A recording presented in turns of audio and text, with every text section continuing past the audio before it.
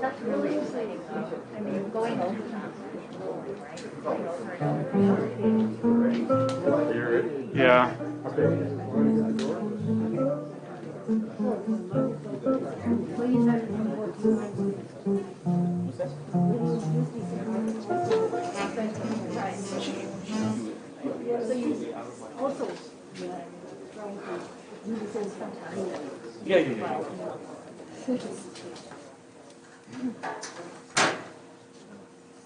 Good evening. I want to thank everyone for coming tonight. My name is Patrick Marks, and I'm the proprietor of this little green arcade. And I want to thank Andy Gillis for helping us set up today. And I want to thank Mr. Steve Dickerson from the San Francisco Poetry Center. And it's just kind of a great night because we are, well, this little shop is retiring soon. And it is sad. But it's been a wonderful partnership with the San Francisco Poetry Center, which is, just such an amazing resource. And I would like to continue somehow to deal with them and help them. And then also tonight, Susan Gewirtz is here, and she will be introducing the fabulous poets who are joining us tonight. I'd like to first respectfully acknowledge that here in San Francisco we are based in Yelamu, which is the traditional unceded lands of the Ohlone people. And we pay our respects to elders, both past and present. So, just a couple of announcements. We do have some more events that are happening that are not related to the Poetry Center coming up soon. On May 1st, we are welcoming Rebecca Solnit over at the McCroskey Mattress Factory for her latest book of essays called Not Too Late, Changing the Climate Story from Despair to Possibility. And it's from this great series of essays that she's put out from Haymarket. And she's on tour right now in the East, and there's just an amazing amount of great ideas flowing. And she'll be home soon. That's May 1st.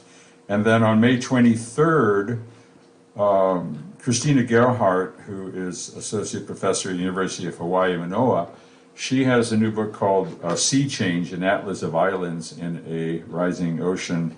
And that's from the University of California Press, and it's just a fantastic survey and of recentering the oceans and the people that live on these places that are under threat. So I hope you can come to see that. That's also at McCroskey. When is that?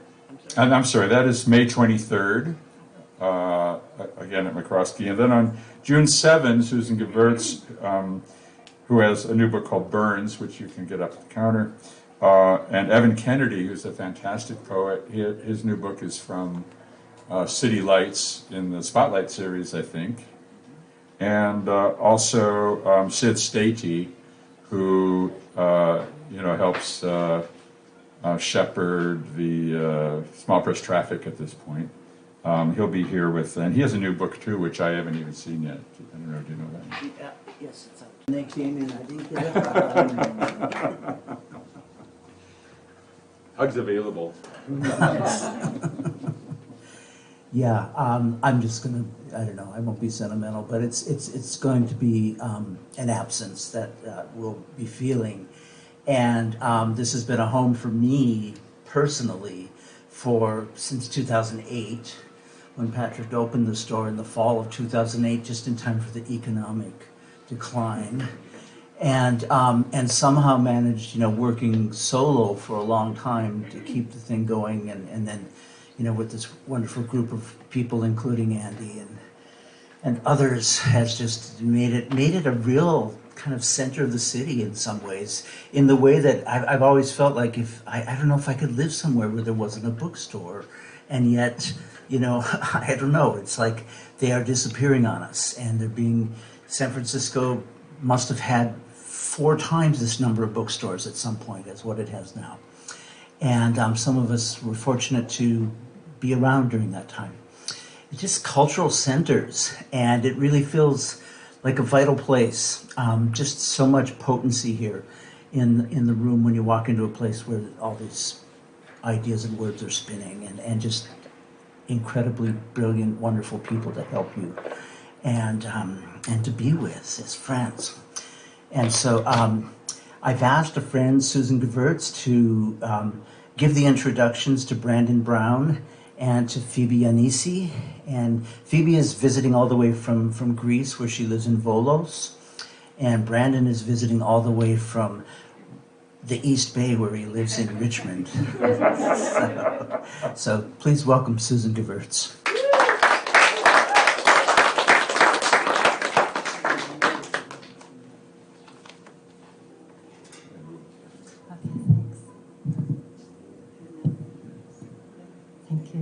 Thanks for coming out, everybody. So I have this formal thing to say about Green Arcade, and now it's already been said mostly, but I will say again, tonight is the last night that poet of bookstores, Patrick Marks, and poet of poetry programming, Steve Dickinson, collaborate to hold an event here in Green Arcade Bookstore. This is because Green Arcade will close on July 31st. It's hard to fathom, to believe that Green Arcade opened 15 years ago.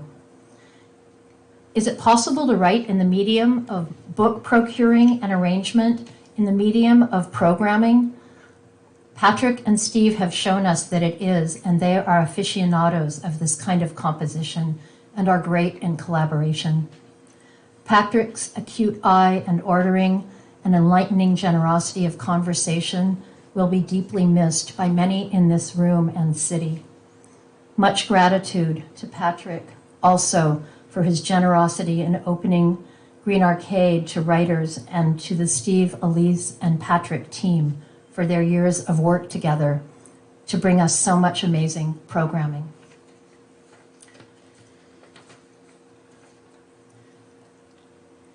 Yeah, I can't say how much I'll miss Green Arcade. It's just heartbreaking and fabulous. Congratulations. Okay. I will introduce Brandon Brown through Phoebe Giannisi's work, since their work is in conversation in many concerns and approaches. From Penelope, I Am Addicted to You, in Phoebe's recent book, Cicada. The sky over cypress trees, the pool keeps me alive, the continual song, counting, 1, 2, 3, 4, 5, the song of counting, the repetition turns you to stone, yet the song of the pool saves me from the knowledge he does not love me. The turning of the body at the end of the lane, the plow at the end of the field, the strophe at the end of the line, the song of the pool. A rectangle like the shape of a page, Brandon once said to me. These rhythms also enter and make decisions in Brandon's work. He is also a swimmer-writer and a time traveler, excavator, and transformer of the ancient via translation and poetry. The titles of some of his 7 books show this: The Persians by Aeschylus, the poems of Catullus, work. He has translated works from Latin, ancient Greek, Sanskrit, and Occitan. Did I say that right? Sort of? Okay. Most recently, the extant songs of, you better say that. I don't know. Rambo. Dorinda. Thank you. Okay. Brandon was born in Kansas City, Missouri, but has lived in the Bay Area since 1998 and is very much a Bay Area poet. His work full of particulars of this place. Yesterday, I counted meter while reading his book, Work. It turns out the lines are almost entirely written in iambic trimeter, or dactylic hexameter. I asked him about this in an email. Oh, I forgot to ask if it's okay to say this. Okay, thanks. I mean, I asked, but you never responded. Okay. He said, the fact is, work is written in whatever meter best suits wage servitude. I don't know. For a book so much about the passing of time, the poet didn't really consider the lines abiding by a metrical system. But maybe, as you suggest, it is written in both dactylic hexameter and iambic trimeter. So the poet gave a yes and no answer at the same time, as does much of his work. Yes, I steal your form and life. No, I don't idealize anything about it or adhere to its propositions, but I also do. He uses ancient forms to intervene in the present, quotidian American English, to alter contemporary sense and sounds of English, so we hear the Latin and Greek lodged inside words. We hear our ways of telling the past and present to ourselves. His writing on visual art has appeared in Art in America and other journals. He has edited a number of zines and small magazines and has served as a co-editor at Krupskaya Books for 10 years. There are prizes and more. I love the way Brandon knows so much but works from not knowing. You feel this with him in person and in his writing. At the end of work, it gets explicit, maybe as a poetics. When he tells of being 15 and playing Operation Ivy's Knowledge on the boombox in his parents' bathroom and quotes the lyrics, all I know is that I don't know, all I know is that I don't know nothing. Please welcome Brandon Brown.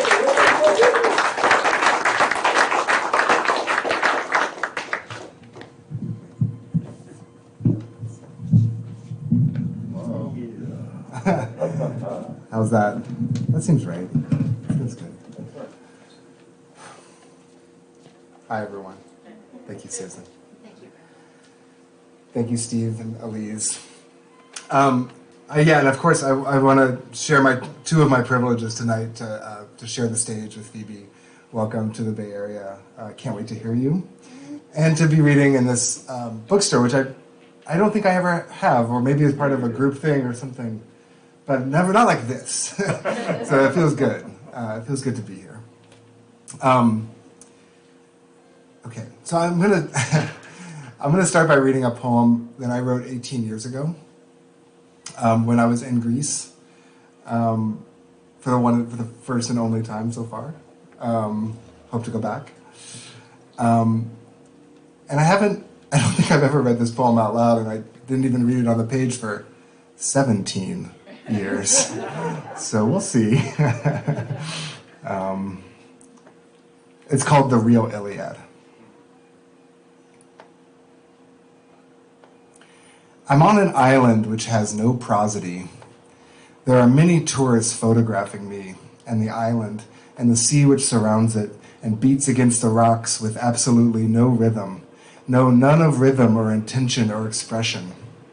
It is the opposite of me, therefore, who has to be in language, and thus always beginning with intentions. No way would I break upon the rocks more than once without a clear sense of duration, and this is because I am the real Iliad. Yes, I am the real Iliad, not the one by Fagles, Fitzgerald, or even Lisa Jarnot. No, I am the real thing, untranslatable, and essentially I am made of numbers. This is how I am not like nature. I have to be made of numbers because I am dead. I am as dead as the island and the sea. I have to be remembered. To be remembered, recited, brought alive from the dead, I rely on my being made of numbers. Thus I am dead, but accountable. Because I'm the Iliad, I'm partly a story of displaced love object. Imagine a character separated from another who one, say this character, loves. This separation might, but does not have to result from a ravishing prince or the whims of somewhat restless divinities. It could be a commonplace tale. A character departs from the person they're in love with to become a tourist, someone who tries to find meter everywhere. Tourists don't know their poets, which is why their photographs and narratives, like history, are at worst boring and at best unaccountable. Because I am not a history, I'm accountable, and thus I, as the real Iliad, am essential. No one can prove that I am boring, no matter how often I repeat myself. I repeat myself so insistently because I am in love with the people who recite me. You're surprised because I am so much about death. I am so much about death, and the dreadful din of gory battle, and the cleaving of sinews with sharp spears, and the awful twang of ox-string bows that shuttle forth sharp arrows and spill the black blood to drain into the earth, and the shearing of the shoulder from the neck and back, and causing brothers to dismount, just as a lion leaps among the cattle, and breaks the thick neck of a heifer or cow, and warriors fall to their knees and remain there, and dark night enfolds their eyes. Surprised because I am so much about death, in love with the people who recite me? You're myself so insistently because I am how often I repeat myself. I repeat, one can prove that I'm boring, no matter. As the real Iliad, I'm essential, not history. I'm accountable, and thus I'm unaccountable. Because I am not, I'm at worst boring, and at best I'm photographs and narratives, like history. Tourists don't know their poets. That's why they're there. Someone who tries to find meter everywhere, in love with order, who becomes a tourist. Character departs from the person she's in. It could be a commonplace tale, the trick of somewhat restless divinities, resulting in a ravishing prince, or whims. This separation might, but does not have to. Another one, say this character, loves, again, a character separated from, say, a story of a displaced love object. Because I'm the Iliad, I'm apart. Thus, by numbers, I am dead, accountable. Being dead, I rely on being made of the remembered, recited, brought alive from the sea. But I have to be remembered to be dead. I am as dead as the island, and I have to be made of numbers because I number. This is how I am not like nature. Essentially, I am made of journey. No, I am the real thing, untranslated by Fagles, Fitzgerald, or even Lisa. Yes, I am the real Iliad, not the one. This is because I am the real Iliad. Once, without a clear sense of duration, there's no way would I break on the rocks anymore.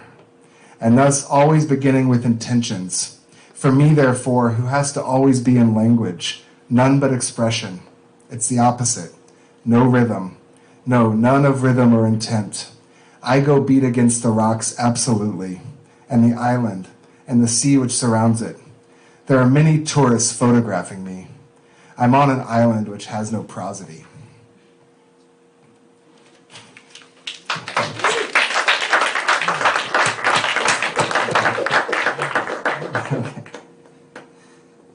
Okay, I'm gonna read a translation of a poem by Rimbaud de Rinja, the 12th century poet from nearby Orange, whose works I translated in 2020 and 2021. And Rimbaud died in 1157 in a pandemic. The first one that was called influenza. That's my historical tidbit for you. This is the last, he wrote we were left with 39 poems, and this is the last of his book. It's the first one I read, and you might see what drew me to him to read all 39. And the form is weird. It's like a variation on a sestina. It looks like a sestina, but the end words don't move around as much.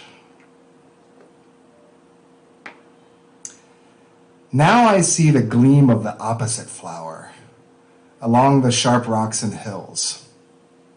What's an opposite flower? Snow, frost, and ice that freezes and wounds and cuts. In the snow I see dead bird calls, cries, brays, whistles. In the leaves, dead branches and sticks. But pleasure keeps me green and satisfied, even when I see withered corpses. Too bad. So I make everything its opposite. A beautiful field looks like a hill. And when I look at ice, I think, flowers. And it seems to me that heat cuts the cold, and the thunder sounds like somebody whistling, and the dead stick looks mossy. I guess I'm obsessed with my own pleasure. I never see anything bad. Except I have an opponent. They act like someone from the hills. They do me worse than ice. Each one uses their tongue to cut. They mutter when they speak, then whistle. And it won't work to beat them with a stick. To them it is a pleasure to hate me when I remind people that they are bad. Whatever is the opposite of kissing you, baby, I won't have it. Not in the fields, not in the hills, not in the snow, and not in the ice. It's just my impotence. Baby, it's for you I write poetry. Your pretty eyes beat me like a stick, and you chastise me so pleasantly, I never want to do anything bad. I go around like opposite me, looking in the rocks and valleys and hills like somebody who hates the ice, who ice tortures and massacres and cuts. I'm not obsessed with poems or whistling, and sticks won't beat down a bad clerk. But now, thank God, pleasure is my hotel, despite the idiotic gossips who are so bad. Okay, fine, let a poet take this poem, since I've made it so weird. It can't get lost in the woods or the hills. Take it out where you can't feel the ice, where the cold can't cut. Sing and whistle it to my baby. Sing it well so it hits her heart like a stick. And find a poet who knows how to read with pleasure. It should not be recited by a poet who is bad. Baby, let's get together in love and pleasure. Who cares if people are bad?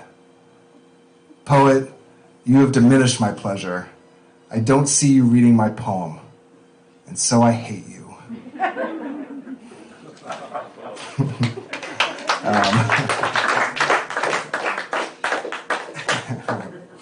Okay, so I'm going to change the tune a little bit. The poems I'll read now are from a book that I wrote called Lemonade, and poems from 2019 to 2021, and some of them, like this one, are sort of written under the spell of Provence, I suppose. Although this one more in Spain, and it's called Things I Like. I like the way that sour orange blossoms smell in springtime in Sevilla. Little fragrant nipples exhaling from the fruits. And I like the paintings of Francisco Zurbarán.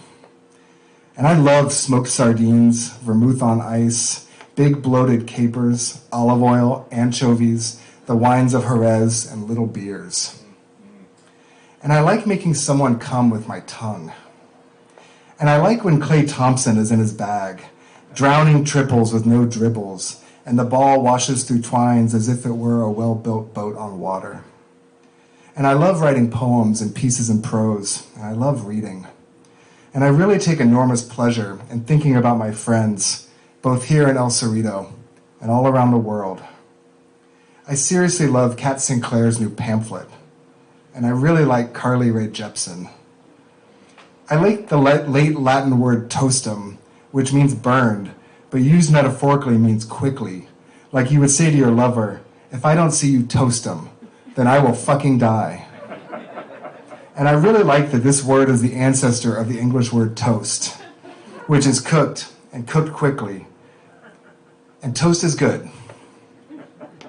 I am very enamored of Elliot, the cat of Stephanie and Clive, and I like their house on Short Street, with the magic cactus standing tall in front, and the backyard with its splendid orange tree. Okay, this one's called Brandon Brown's.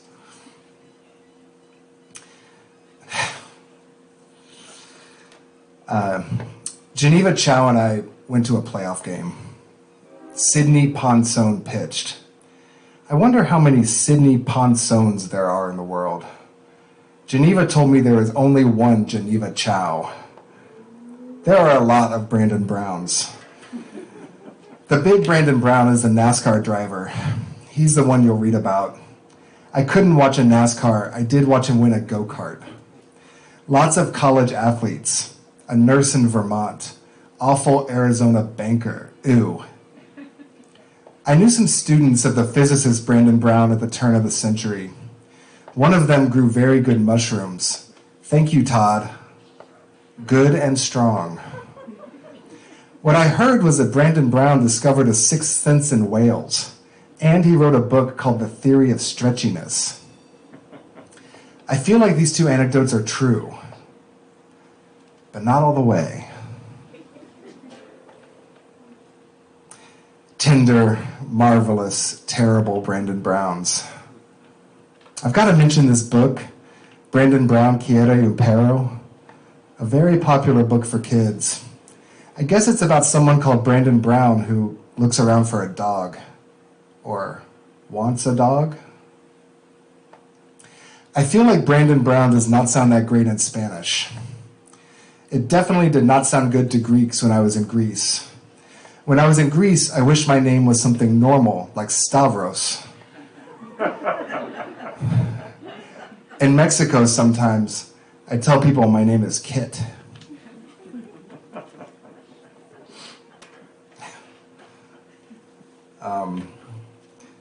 Okay. I'm going to read a poem for the poet Peter Cully, who died almost exactly 8 years ago. And about a week before that, he was here reading at the Poetry Center with Stacy Sismezek. Anyway, it's called Love Come Into the Light. It's love come into the light for Peter Cully. It's a clear night for light.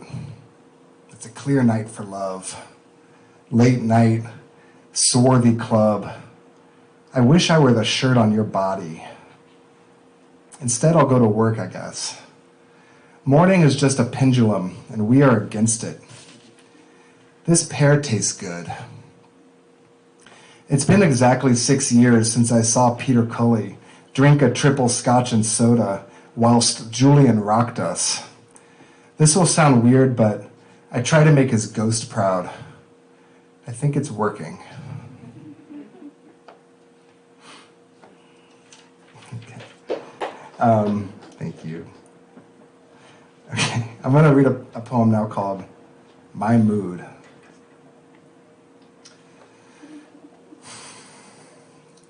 I'm in such a good mood. And I think it would be sweet to simply age weird and kind, encouraging and generous, gorgeous, like Lynn Haginian. In 2 days, I will take the 72 down San Pablo to see Sophie at the park. As I age, I want to start giving away parts of my heart. Give Sophie some, give some to cute little dogs, some randos. I haven't taken the 72 down or up San Pablo in a year or so. It would be a good lie in a poem to say how much I missed it. The 72 is a good bus, long, useful, and tough, just like its route. Honestly, I just didn't think about it for a long time. Gonna say hello to the bus driver in my weird, kind way, tap down Clipper card, smell mask breath. I'm about to write something false about Pliny the Younger. Pliny the Younger left his liver to his friends with a recipe. Sieve and saute. Serve with a little aged vinegar. My mood is good now, but it can certainly be pretty sour. I try to muster sweetness against that mood, fall to the floor for a few press-ups. I just learned the orphan of an endorphin is the orphan of morphine. Opioids native to the body like the California buttercup to the grass of El Cerrito. They're about as real as grace is real, as buttercups are real, the 72 bus, moods of any kind. El Cerrito, chocolate, states to force their names on flowers. I guess endorphins make chocolate good to eat.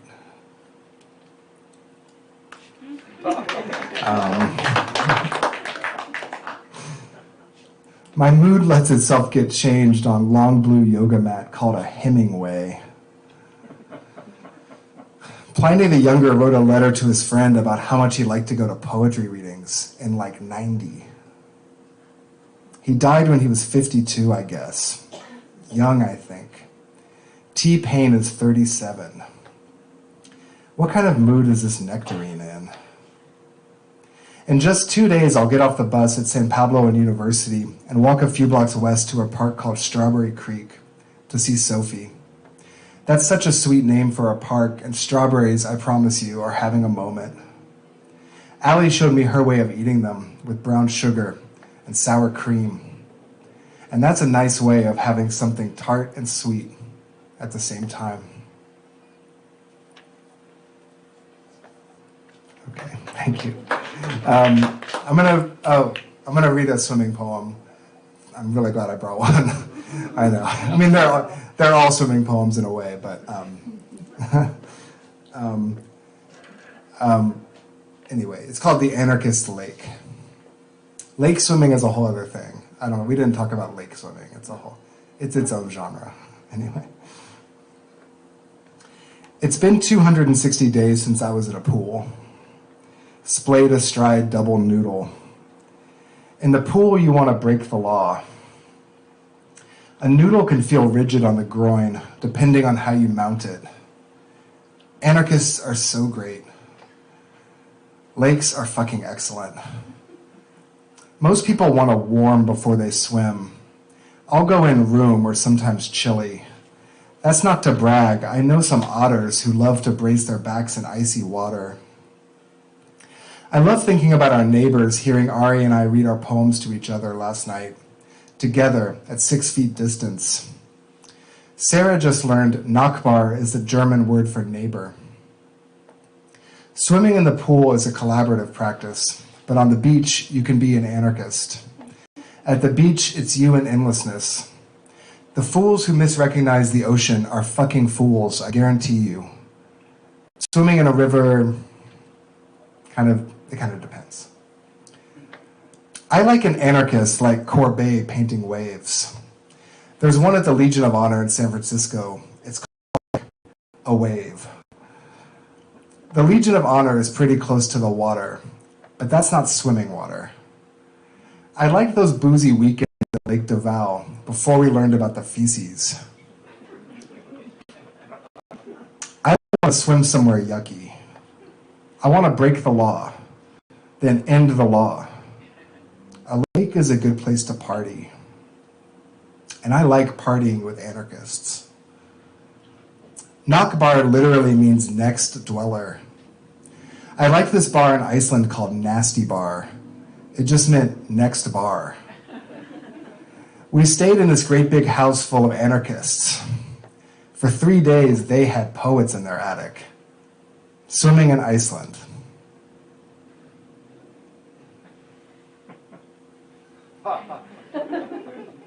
I don't know. I mean, yes? I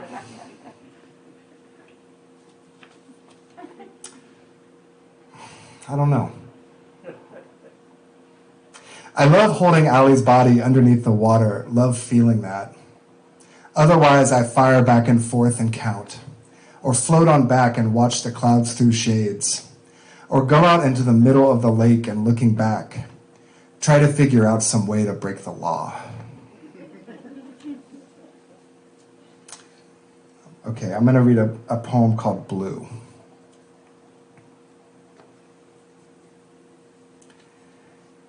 Kirsten Dunst is a great actress. Dogwood, a dashing flower.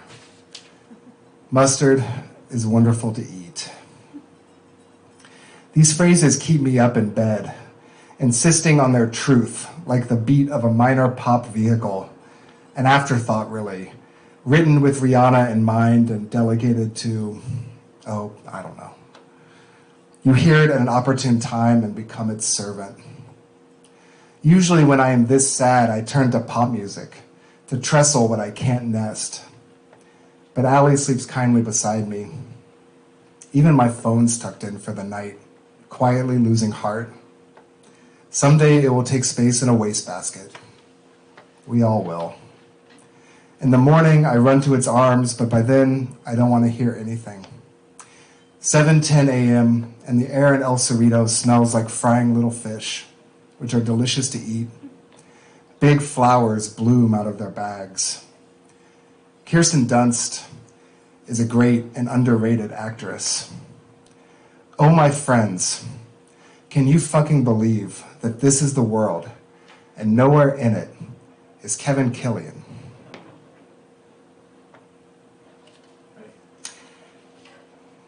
I'm not going to end there. I want to read one more poem. Thanks so much for being here with me. It's called My Funeral. I guess that's my last party.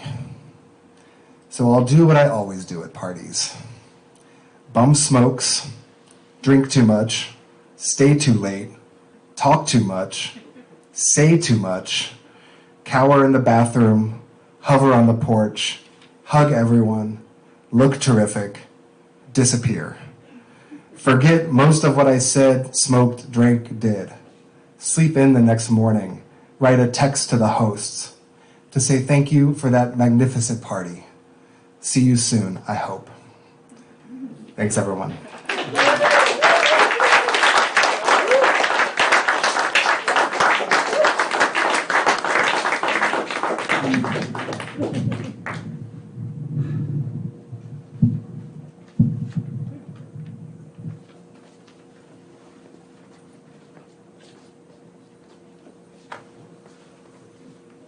I think it's good.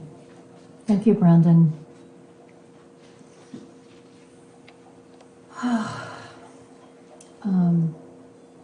Okay, it's a big pleasure to get to introduce Phoebe Giannisi and to have her here. I'm going to start out with her words from a poem from her book Cicada, from the poem Weaving. The word by itself germinates, exists beyond our decision for silence. Every creature on its path to the other sings. Speaking, writing, moving, singing, moving as cicada, goat, the sea, a woman, dirt, philological word trails lead Phoebe Giannisi to their turning into others and each other. Voices begin and end off the page in the three-dimensional world. No surprise, because she is also an architect. About, oh dear, I forgot to ask you how to pronounce this. About agio? No. Merging the words for ego and goat, performed for the first and last and always Silaritis Biennale, a recent outdoor installation. Phoebe says, a poem on the extended page of ascension. We run through the slope on foot. The poem returns to the ground. The feet return to climbing. The voice returns to air. The bells return to the sky. We bleat. In the words of Shizakis, her collaborator on this piece, Phoebe Giannisi's rich interdisciplinary work is full of references to the musical landscape. When she read at the Poetry Center on Thursday, she sang. Also, the register and tenor of her voice called up the sounds of ancient Greek music played on reconstructed instruments. But how? Why would it? Born in Athens, a degree in architecture, a degree in philosophy from the Sorbonne, a PhD in classics, scholarly books in French, one on ancient Greek architecture, and another titled, I think, Tales of the Ways, Singing and Journeying in Archaic Greece. Is that it? That's okay, good. 8 books of poetry in Greek, awards, an NEA grant, Cicada, her book just out from New Directions, and another forthcoming from New Directions. In 2010, she was co-curator for the Greek Pavilion of the 12th International Architectural Exhibition at the Venice Biennale, with a project on biodiversity and seeds entitled The Ark, Old Seeds for New Metropolitan Cultures. This only a cursory brief list. In a great conversation Thursday between Phoebe and Eleni Stakopoulos at the Poetry Center, Phoebe said, myth is a way to think about contemporary problems. I don't want my work identified with the way classical literature is used to make Greece seem like a glorious nation. The continuity between the ancient and the present is in our bodies, in the landscape. The sound of the summer, for example, is still there, the living material of the landscape. So maybe that is how one can hear this continuity of the sound of place in her work and voice. My first memory of Phoebe. Greek and Anglophone translators and poets are sitting around at the Paros Symposium. A Greek man is holding forth again about what poetry is and should be. He takes a breath, and in that pause, Phoebe steps closer and says, "In your opinion." The relief and pleasure in seeing a Greek woman speak to a Greek man in this way.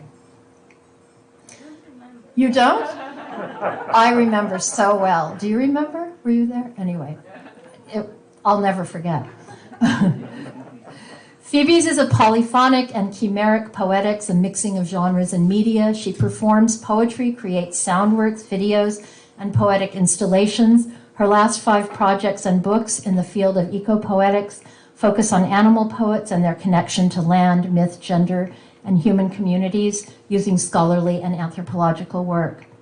At the symposium, the same symposium, Phoebe and Greek poet Katerina Iliapoulou brought us Anglophones to the awareness of a collective of Greek poets, translators, and artists, a group they were part of, who call themselves and their magazine Pharmaca, or FRMK, playing on the pharmacon, the drug, the remedy, the scapegoat, founded in 2013. Some of us had been curious for years about whether experiment or divergence from and critique of traditional poetic forms existed in Greece. Phoebe and Katerina showed us that in the poets of FRMK, it was very much alive. It was wonderful then, and it is wonderful now to have Phoebe here. Welcome, Phoebe, please.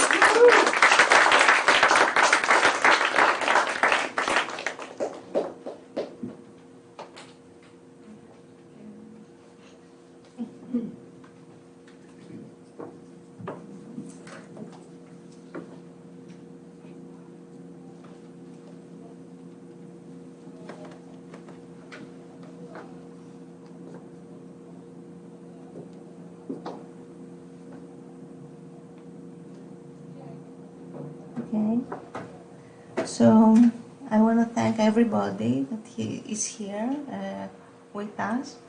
I want to thank Susan very much for what she said about my work. We will speak about it later. Steve and Elise for the invitation here, and Patrick for the hosting here at this wonderful space. I'm very glad to be here in San Francisco. And also I'm very glad to read after Brendan. Of course, I'm thinking, oh my God, my stuff is not at all funny and clever. It's a little bit archaic and dramatic, but what can I do now? I will read it. I cannot change it. So I'll try to show you in a way what I understand to be the poetics of chimera, the tripartite animal. I think the poetic work and the voice of the poet herself is a chimera. Chimera.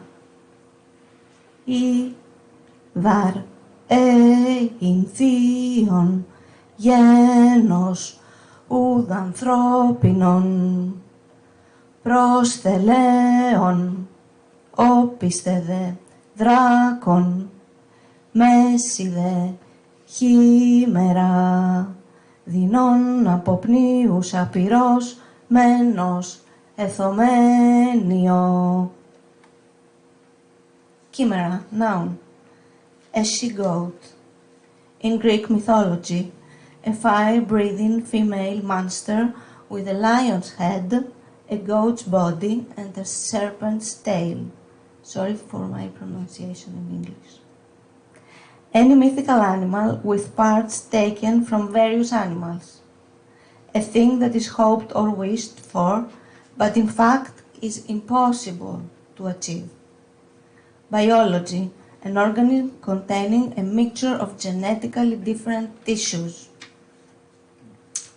So I understand all of us and myself and what I do as a chimera and as chimeric, starting from one question, that is, what is the I of the poem? What is the I speaking inside the poem? I like the poem with several Brandons together. So that's the question for me also. Can we imagine a poetry that is polyphonic and at the same time has a kind of I that is valid at the same time? So Bakhtin, as you know, thinks that poetry is always monophonic, lyric poetry. And so I think that now in these times that we live, we are towards a kind of polyphonic poetry. The first idea is that the I could be a performative I, so it would impersonate something. It would give voice to something else or to another. So like that, with a myth that is the material of a performative art and a performative act, I will read you one poem from America. I don't have the book. It must be somewhere here, but I have it here. So, Gift or Patroclus I. Everyone wants above all respect and honor for what they are, for what they deserve. I deserve honor. I will not beg it from you, said Achilles to Agamemnon, when he took back his geras, his honorary gift.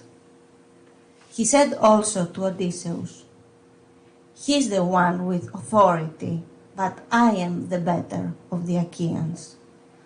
Don't think for a moment I'll bow my head. Naturally, Achilles said that the first and only time that general took from him his honor. And death, as heavy as that, was the price. I have suffered losses to my honor so many times already. Public honor, not befitting a mistress. You said, listen, I'm doing you a favor. One afternoon, today, I was waiting for you. And I, Patroclus, I am speaking to you and I tell you that you are ruthless. Thetis is not your mother. From the sea and from the rocks that gave birth to you, Achilles, come and eat a cuttlefish at our table. But then, I want you to fuck me the way I deserve.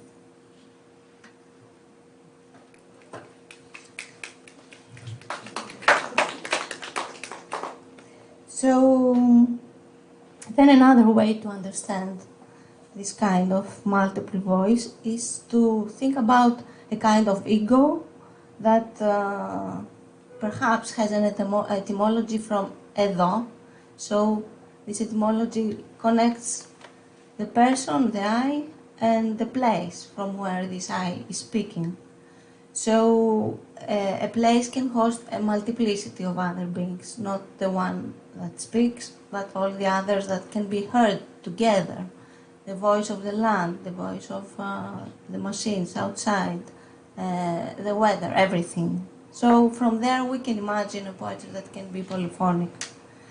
A poetry that has to do with several kinds of metamorphoses. So after this idea, we can understand the land as a multiplicity. And I will read you one other poem that I wrote when I did a book that was about husbandry of goats, and the idea that we can understand tragedy through goats and not through the female, through a minority of people that are doing this husbandry, etc. So now we'll read in Greek. Ουρανός Μαρτίου. Κάθε άνοιξη κάνω ξανά την κηδεία του εαυτού μου. Κηδεύω τις άλλες, τις προηγούμενες ανοίξεις. Κηδεύω αυτή την άνοιξη που δεν είναι σαν τις άλλες. Κηδεύω τον εαυτό μου την άνοιξη.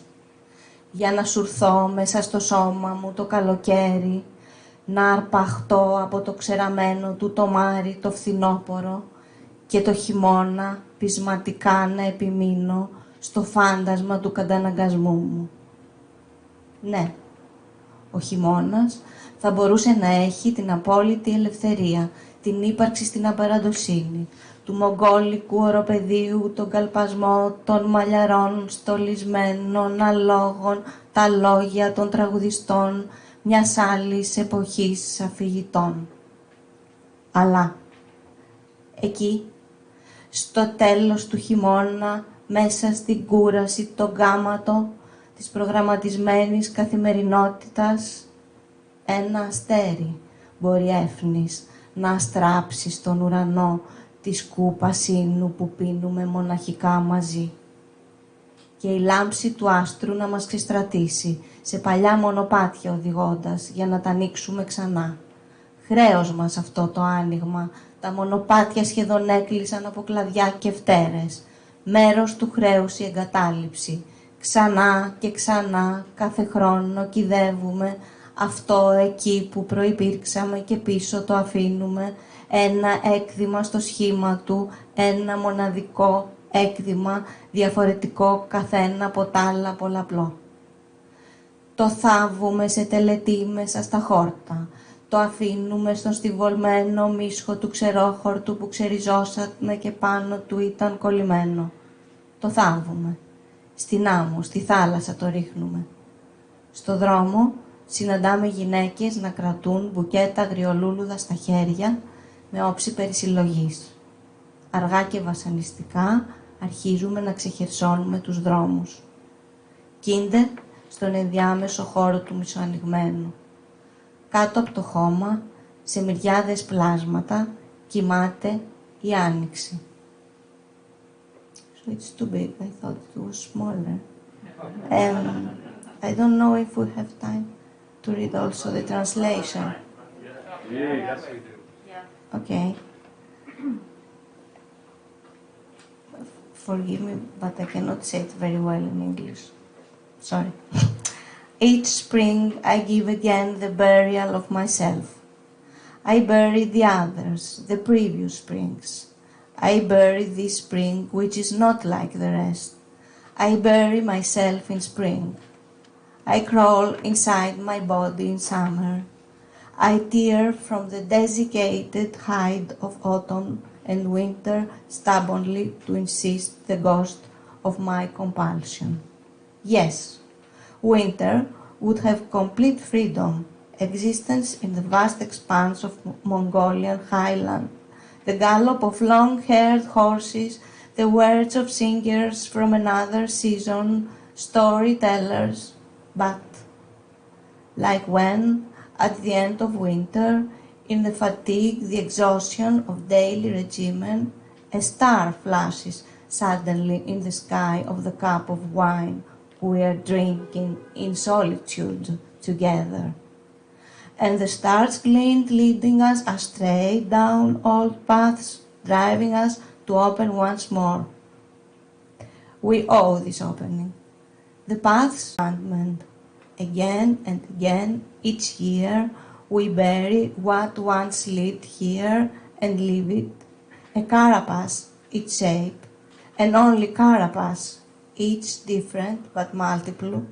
We bury it, shining, the stalk of dry weed we pulled out, we bury it in the sand, we toss it in the sea, on the road we meet women with bouquets, wildflowers in the air. Abstracted, slowly and tortuously, we begin to clear the roads, lying in the middle space of the half-opened. Beneath the earth, in myriad blood sleeps the spring. I couldn't say it very well. So,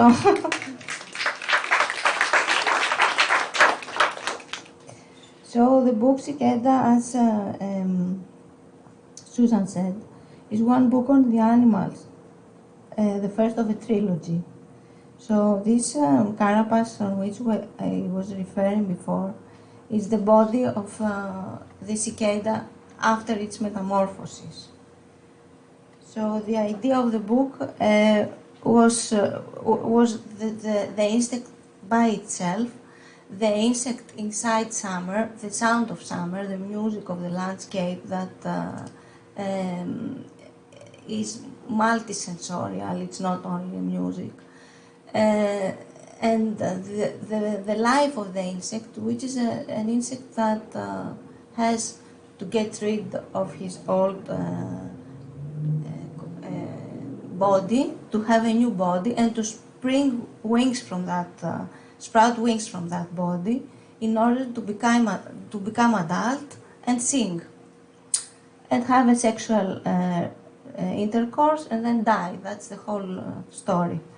So it's not a very nice life, because you should imagine that inside the earth, the nymph lives from 3 to 4 in Greece to 7 in some parts of Greece, and here I think there are some that come every 25. I don't know. So this means that they are 17 years below the earth, and then they come up for a month. Más o menos. Poor guys. It's not so perfect. So, and this image of the cicada for me is like the way Plato describes Eros. And so he says, "Τον δι, τη θνητή, μεν έρωτα καλούσι, ποτινών, αθάνατη, δε πτέρωτα, δια πτερό, φυτόρ, αναγήν." So Plato says, mortals call him winged Eros, but the immortals call him Pteros, the winged one, because he must need grow wings. Birthday. Do the wings itch as they sprout?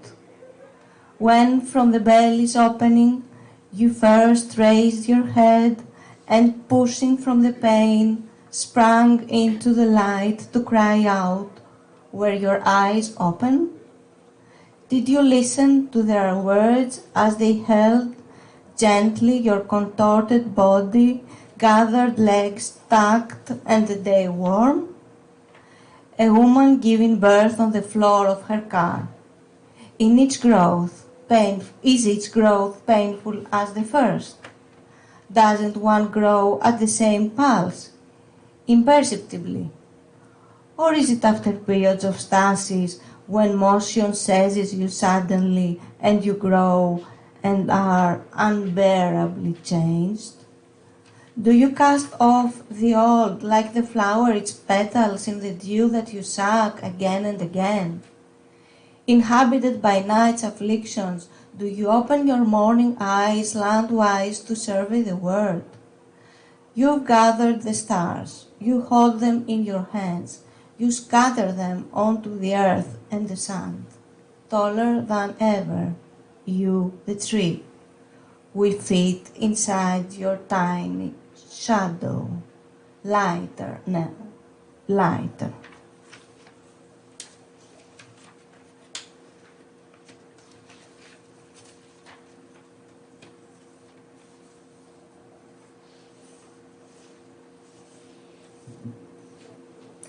Εσύ εγώ.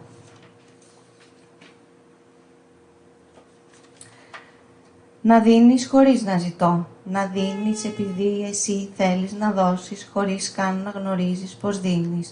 Να δίνεις αβίαστα εκεί που δεν το περιμένω. Το θέλω ή να θέλεις αυτό που θέλω γιατί είσαι πιο εγώ από ότι εγώ. Να θέλουμε μαζί το ίδιο ή να θέλουμε αυτό που ο άλλος θα μας δώσει όταν θα μας το δώσει. Να δίνουμε μαζί πριν προλάβουμε να σκεφτούμε ή να έχουμε μία επιθυμία και αυτή να είναι η κοινή επιθυμία ή να είμαστε έτοιμοι να δεχτούμε, να είμαστε έτοιμοι να δεχτούμε αυτό που θα δώσουμε ή να είμαστε έτοιμοι να δεχτούμε την επιθυμία μας, να έχουμε επιθυμία όχι εγώ. Αλλά το σκέφτηκες εσύ για μένα πριν από μένα. Ήσουν εσύ εγώ πριν είμαι εγώ.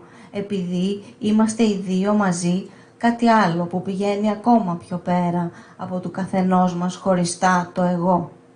Ένα διπλό εγώ. Ένα διπλό εσύ.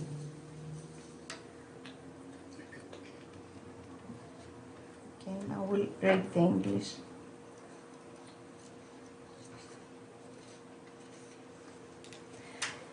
You, me. You giving me without asking, giving me because you want to give, without even knowing you give. Giving me effortlessly when I never expected, but also perhaps when I do, and when I expect without knowing it. Or you giving this knowing before I do, in my place, wanting what I want before I realize I want it, or wanting what I want, because you are more me than I am, wanting together the same thing, or wanting what the other will give us. When they give it, giving together before we can think of it, or want it, and for it to be a shared desire, or to be ready to receive it, to have desire in place of the other. When you tell me we are going to do this, I know you like it, and we do it, and I like it more than I thought I would. Maybe I like it more because you thought of it and not me, but you thought of it on my behalf before I could. You were me before I was myself, because the two together are something else that goes further than our separate eyes. A double me, a double you.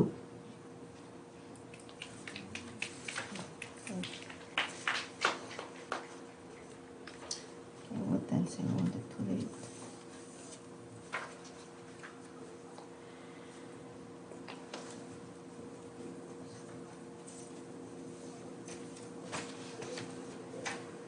So then the cicada dies and goes to Hades, and there is a song for that. Ελθύν εστέναρον εν θατε τυξτε θαπτε και μιλήξαστε την του τελεσικλίου παιδός ψυχήν θεήν ταΐ τε τυξτε ταΐ θαΐ τεν του τε τεΐν ταΐ τε τυξ τε ταΐ τεν του τε τεΐν τε τυξ τε ταΐ τεν του τε.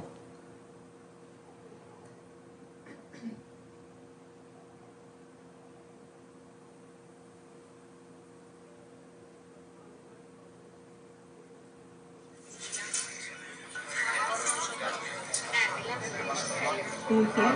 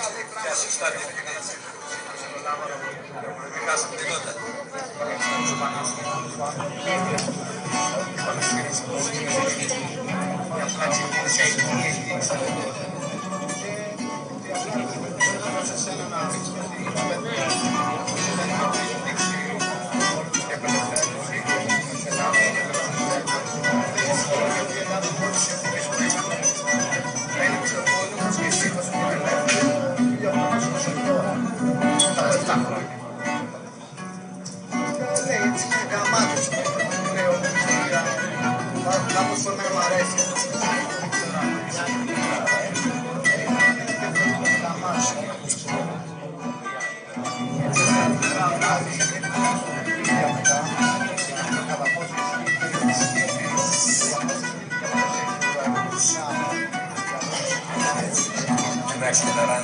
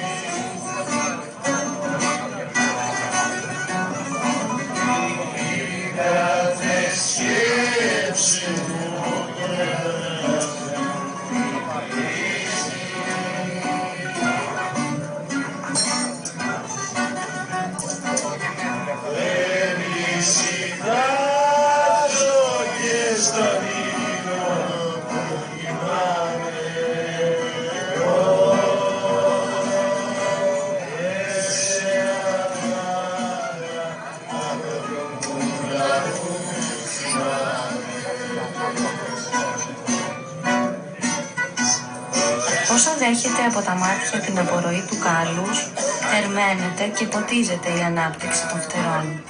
Και όσο θερμαίνεται, λιώνουν τα γύρω στην έκφυση των φτερών, τα οποία προηγουμένως, ενωμένα καθώς ήταν από τη σκληρότητα, εμπόδιζαν το φύτρωμα. Με το ρεύμα όμως της τροφής, το στέλεχος του φτερού εξογκώνεται και ορμά να μεγαλώσει από τη ρίζα σε ολόκληρη την ψυχή. Γιατί άλλοτε η ψυχή ήταν όλη φτερωτή.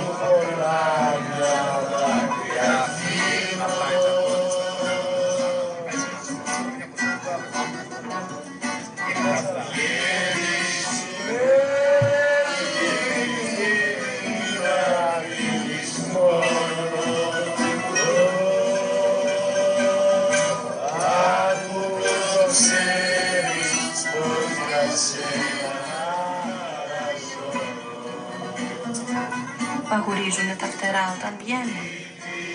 Όταν από την έξοδο της κοιλιάς έβγαλες πρώτα το κεφάλι και σπρώχνοντας από τον πόνο πετάχτηκες έξω στο φως για να φωνάξεις. Ήταν τα μάτια σου ανοιχτά. Άκουσες τα λόγια αυτών που σε κρατούσαν βοηθώντας όλο το σώμα συστραμμένο, μαζεμένο, τα πόδια λυγισμένα και η μέρα ζεστή. Κάθε μεγάλο μου άραγε πονάει σαν το πρώτο.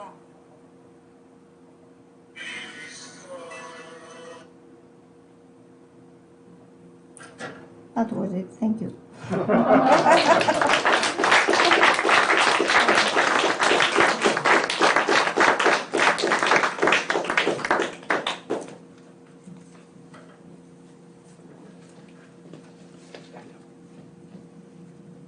Thank you. Thank you so much.